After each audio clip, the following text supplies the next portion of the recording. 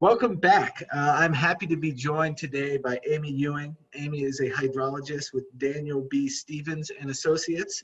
Amy is also one of the winners of the Outstanding Groundwater Project Award this year. We're real excited to have her.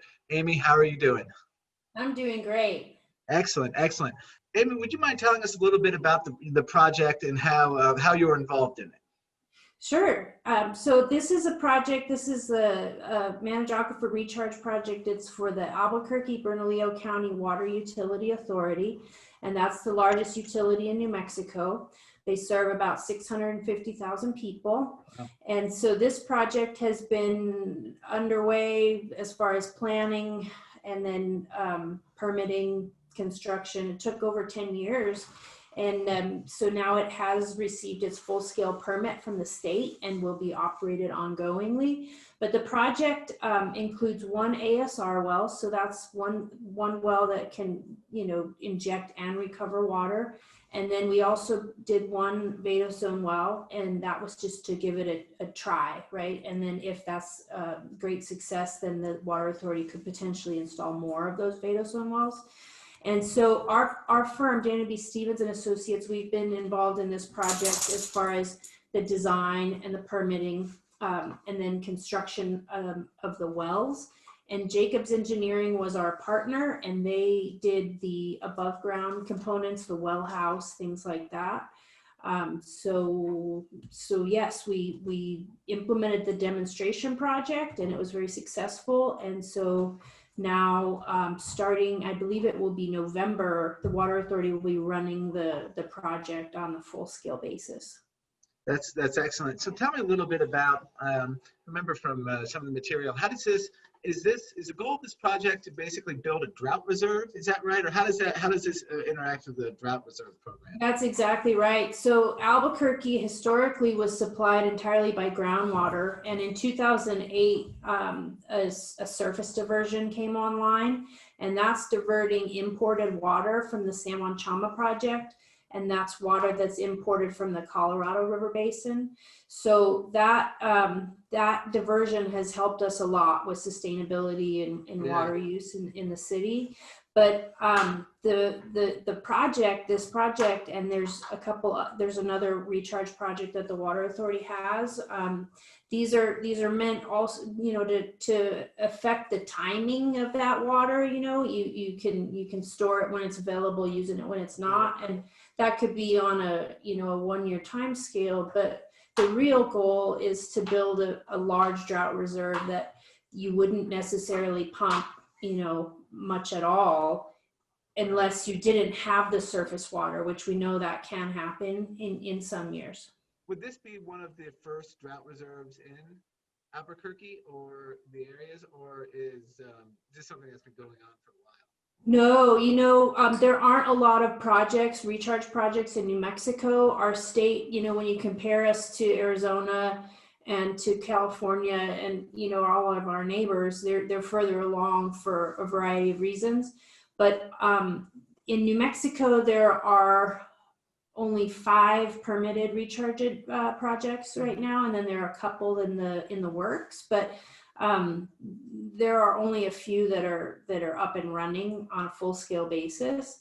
So this is really one of the first. And the city of Rio Rancho is just to the west, the northwest of Albuquerque, and they're in Sandoval County. They are doing recharge also, and we support them as well. They are doing recharge with treated wastewater because that's the water they have available for this type of work. Right. But so they are also injecting and to mitigate water level declines and make their use more sustainable. But those 2 projects, that's really it for this basin. I guess everybody I think who's paying attention has seen some news coming out of the West about over-depleted aquifers, and some issues arising from that when it comes to access. Do you see this trend, at least in New Mexico, kind of going on of, more injection projects, more aquifer injection projects, and potentially more drought reserve projects getting put online? And have you learned much from this project that you see is going to work elsewhere in New Mexico? You know, the Albuquerque and Rio Rancho are the main utilities, and the largest utilities in New Mexico, and they will absolutely be doing more of these projects in the future. And then there are a few others that I expect will, Santa Fe and Santa Fe County being a couple of those. Some of our water supply is for small towns, and these are pretty expensive projects. So I don't anticipate that everyone will be able to do them, but definitely there will be more of these projects. And it just, it really allows you to plan for the future better when it's rather uncertain for water supply, and it's not the only type of project that these utilities are looking at, but it's certainly one of many that they're looking to implement. And do you know much about the conditions once you have a drought reserve that would have to be met before you tap that reserve? I mean, do you foresee much pressure coming on from to tap that before an official drought has been declared?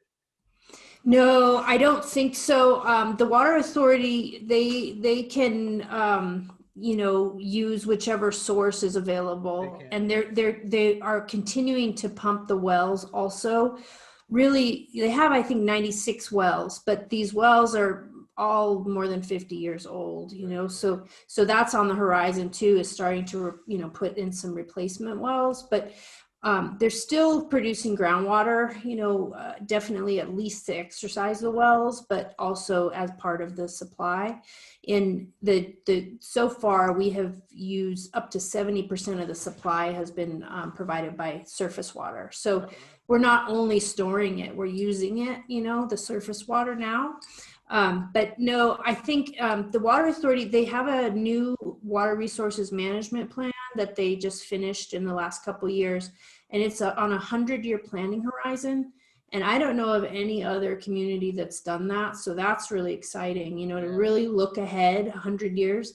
And so they've done that under different climate scenarios and also different demand scenarios. And so they really have a plan going forward. And they set a drought, I forget what they've called it, but there's a level of which you won't go below in the groundwater aquifer. You're not going to deplete below.